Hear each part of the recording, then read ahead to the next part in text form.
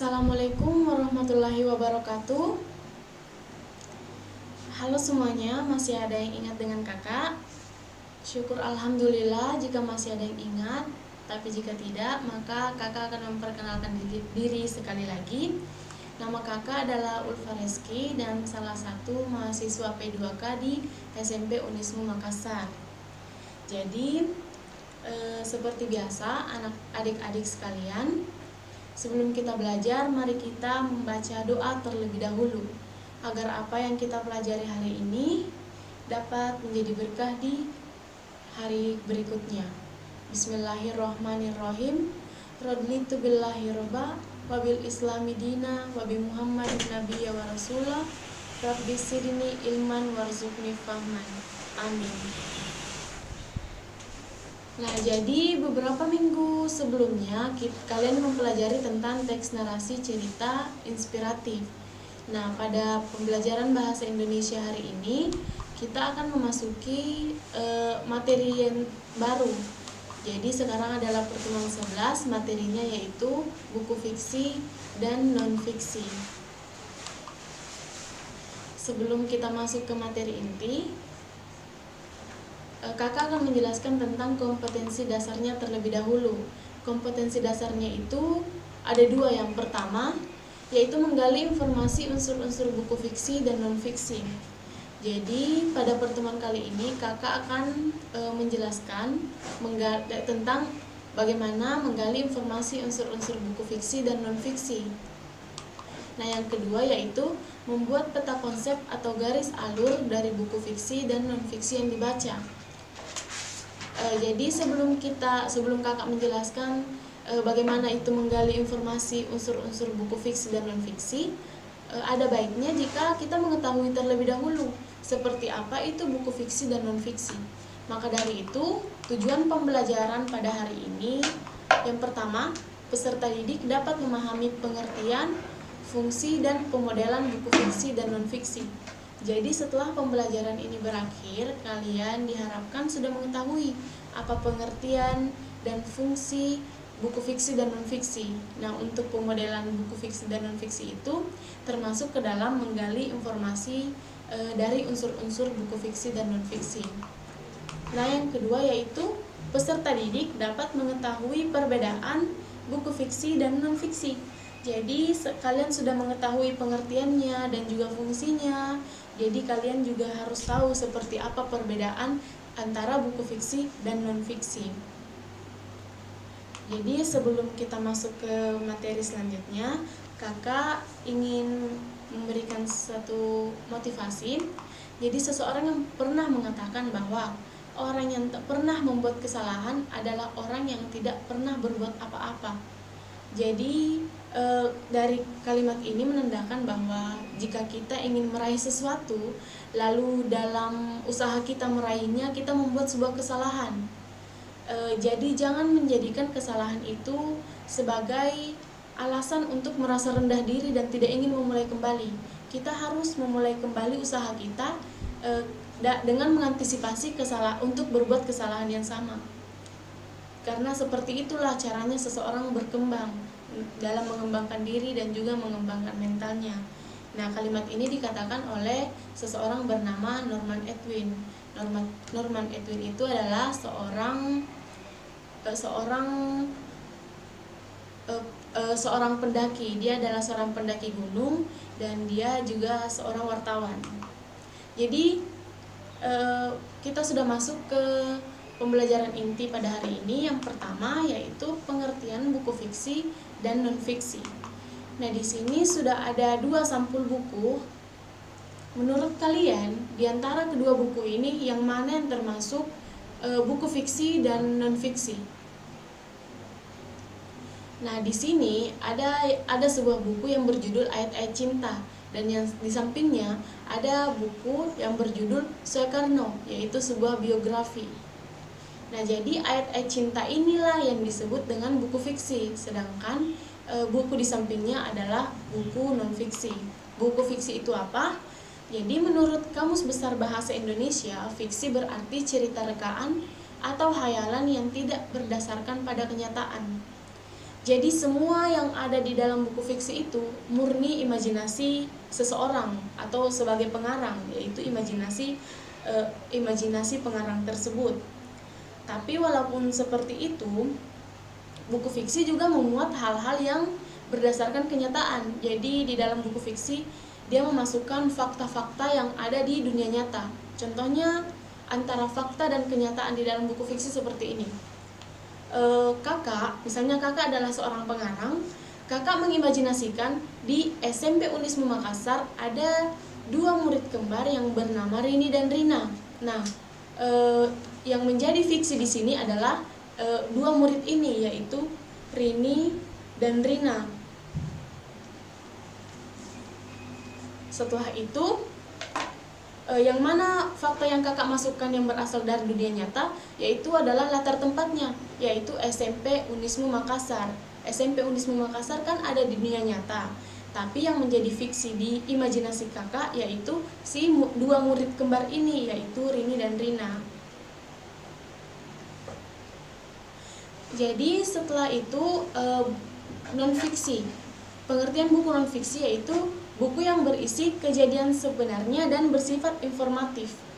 Jadi semua yang ada di dalam buku fiksi itu adalah benar-benar terjadi, entah itu tokohnya, ceritanya jika dia mengandung sebuah cerita, latar tempatnya atau peristiwa yang terjadi di dalam, itu semua benar-benar terjadi di dunia nyata. Dan di sini dikatakan bersifat informatif. Kenapa dia bersifat informatif? Karena tujuan buku non-fiksi itu memang untuk memberikan informasi kepada pembacanya. Jadi semua peristiwa, tempat, karakter suatu objek itu benar-benar sudah ada di dunia nyata. Contohnya seperti buku ini. Jadi penulisnya itu bernama Adi Nugroho. Dia menuliskan tentang seseorang yang bernama Soekarno. Nah, Soekarno itu kan tokoh yang ada di dunia nyata. Dan yang ditulis itu sebuah biografi. Nah, biografi itu riwayat hidup seseorang. Jadi di dalam buku ini menjelaskan Soekarno itu tentang dirinya, bagaimana wataknya, di mana dia lahir, di mana dia dibesarkan, dan juga peristiwa-peristiwa sejarah yang terjadi semasa hidupnya, seperti itu. Nah, selanjutnya kita masuk ke dalam fungsi buku. Fungsi buku fiksi yang pertama yaitu mengembangkan nilai praktis dan memperbanyak nilai normatif. Nah, jadi setiap kita membaca buku fiksi, kita juga akan memperbanyak nilai normatif ke dalam diri kita. Kita akan di dalam buku fiksi biasanya memuat tentang agama. Kita akan mempelajari agama, atau di dalam buku fiksi kita diberikan pelajaran tentang kemanusiaan. Artinya norma kemanusiaan juga ada di dalam diri kita karena kita membacanya dan kita mengetahuinya. Nah, yang kedua yaitu media untuk menularkan pikiran kreatif, kepekaan rasa, dan kemapanan visi pengarang terhadap pembaca. Nah, fungsi yang kedua ini diambil dari sudut pandang pengarangnya. Jadi sebagai pengarang, kita membuat buku fiksi itu semata-mata untuk menularkan imajinasi kita, atau ingin memberitahu seseorang bagaimana perasaan kita, dan juga memberitahu seseorang bagaimana pandangan kita terhadap dunia. Nah, yang ketiga yaitu fiksi sebenarnya merangsang pembaca dalam mengenali, menghayati, dan menganalisis nilai-nilai kemanusiaan. Nah, beberapa minggu sebelumnya saat kalian mempelajari tentang teks narasi cerita inspiratif, kalian sudah belajar tentang seperti apa itu empati dan juga simpati. Nah, nilai-nilai kemanusiaan ini setiap kalian membaca fiksi dan kalian merasa sedih, itu artinya kalian bersimpati, itu artinya kalian berempati. Itu yang dinamakan merangsang pembacanya dalam mengenali dan menghayati. Nah, yang kedua yaitu fungsi buku non-fiksi. Yang pertama yaitu sarana pengembangan diri. Jadi dengan membaca buku non-fiksi, secara tidak sadar cara berpikir kita akan menjadi lebih baik. Kenapa? Karena kita akan mendapatkan informasi baru dari setiap buku yang kita baca. Nah, informasi-informasi baru ini membuat kita memiliki pandangan yang baru terhadap sebuah peristiwa atau sebuah masalah. Nah, yang kedua yaitu menambah konsentrasi. Jadi buku non-fiksi mengajak kita berpikir realistis. Kenapa? Karena isi di dalam buku fiksi semuanya adalah realita. Itu sebabnya dia mengajak kita untuk berpikir realistis. Yang ketiga yaitu menambah wawasan. Kenapa menambah wawasan? Itu sudah pasti karena buku fiksi berisi banyak informasi, berisi banyak pengetahuan. Contoh kecilnya, buku fiksi itu adalah buku pelajaran kalian di rumah. Semuanya itu kan, jika kalian membacanya, kalian akan menerima wawasan yang terbaru tentang pembelajaran yang kalian pelajari di sekolah, seperti itu. Nah, yang selanjutnya yaitu perbedaan buku fiksi dan non-fiksi. Nah, di sini ada sama-sama memiliki 3 perbedaan. Jika buku fiksi itu adalah cerita buatan, maka buku non-fiksi itu berdasarkan fakta. Jika buku fiksi itu bersifat imajinatif, artinya dia mengajak seseorang atau pembacanya berimajinasi, maka buku non-fiksi itu informatif karena dia memberikan informasi atau pengetahuan kepada pembacanya. Nah, selanjutnya yang nomor 3 yaitu buku fiksi banyak menggunakan majas. Nah, sedangkan buku non-fiksi itu bahasanya lugas denotatif. Jadi, seperti apa yang tertulis di buku fiksi, maka seperti itulah artinya. Nah, contohnya di sini ya, contoh perbedaan bahasanya. Jika dia bahasanya kias, kita contohkan kambing hitam. Kambing hitam jika dia bahasa kiasan seperti ini contohnya. Kaila menjadikan Rini kambing hitam atas masalah itu. Jadi di sini kambing hitam itu berarti seseorang yang dituduhkan atau seseorang yang disalahkan atas sebuah masalah. Itu yang namanya kambing hitam jika kata kambing hitam dijadikan majas. Namun jika dia kambing hitamnya adalah bahasa lugas, bentuknya akan seperti ini. Rizal mempunyai kambing hitam yang dia pelihara dari kecil. Jadi di sini kambing hitamnya berarti kambing hitam yang benar-benar kambing berwarna hitam. Nah, selanjutnya itu pemodelan buku fiksi dan non-fiksi. Jadi unsur-unsur fiksi itu ada 4. Yang pertama yaitu identitas buku, yang kedua pendahuluan, yang ketiga isi, dan yang keempat itu penutup. Jadi setiap jika kita ingin menggali informasi terhadap unsur-unsur buku ini, yang akan digali itu adalah yang ini semua, judulnya, pengarang, penerbit, tahun terbit, dan sinopsisnya. Nah, identitas buku fiksi dan identitas buku non-fiksi itu juga berbeda. Jika buku fiksi memiliki judul, non-fiksi juga sama memiliki judul. Tapi jika buku fiksi adalah memiliki pengarang, non-fiksi hanya memiliki penulis. Kenapa? Karena untuk buku fiksi, jika dia pengarangnya, maka dia juga adalah penulisnya. Jadi dituliskan pengarang. Nah, buku fiksi dan non-fiksi sama-sama memiliki penerbit dan juga tahun terbit. Nah, sama-sama juga memiliki ringkasan dan sinopsis. Dalam buku fiksi, ringkasan itu disebut sinopsis karena sinopsis itu memang hanya ditujukan untuk meringkas atau semacam penggambaran dasar atas konflik-konflik yang akan terjadi di dalam buku fiksi. Sedangkan jika dia ringkasan, itu benar-benar pokok-pokok, ide-ide pokok di dalam buku non-fiksi tersebut. Nah, yang kedua yaitu pendahuluan buku fiksi. Jadi pendahuluan buku fiksi dan pendahuluan buku fiksi itu buku non-fiksi itu sama-sama memiliki sampul depan. Sampul depan itu sampul yang berada paling di depan. Yang kedua yaitu halaman preliminary. Preliminary itu adalah halaman yang berada di belakang sampul. Dia adalah halaman pertama yang kalian temukan saat kalian membuka sebuah buku. Nah, sama-sama juga memiliki halaman ISBN dan hak cipta. Halaman ini biasanya ada di belakang halaman preliminary.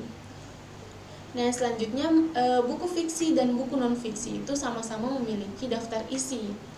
Yang berbeda yaitu jika buku fiksi itu biasanya ada halaman persembahan.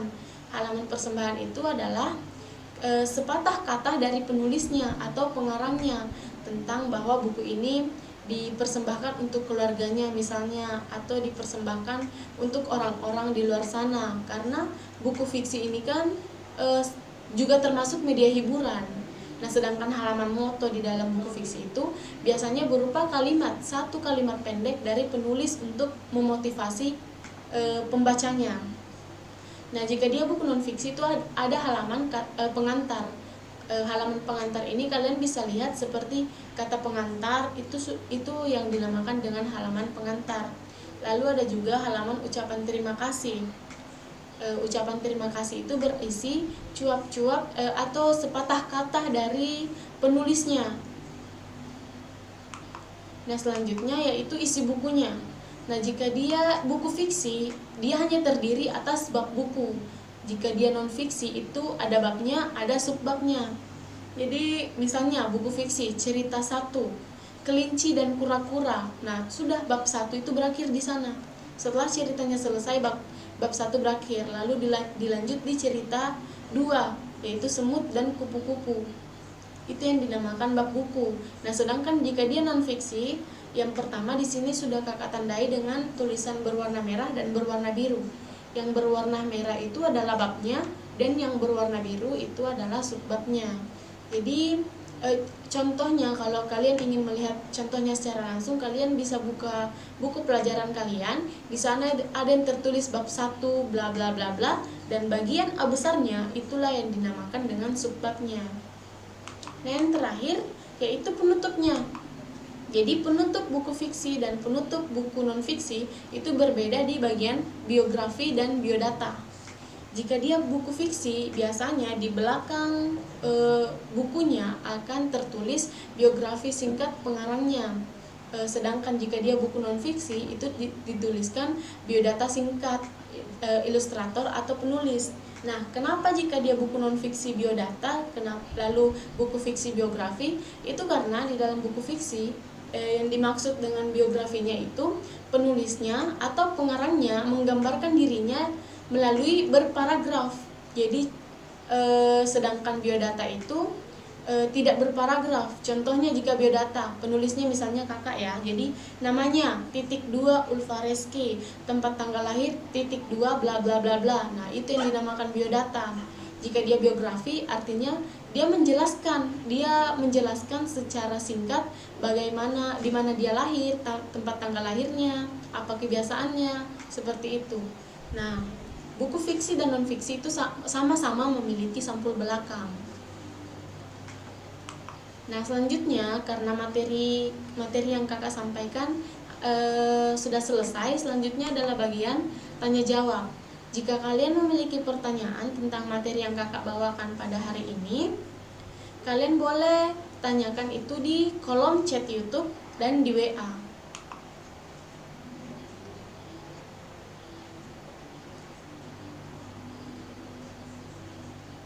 Jadi jika ada yang tidak dipahami, boleh di-chat ke Pak Ikrar, dan juga boleh kalian tulis di laman YouTube.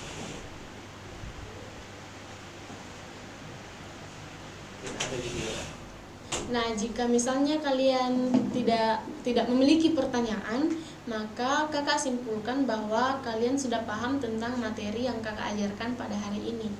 Jadi selanjutnya yaitu pengisian LKPD.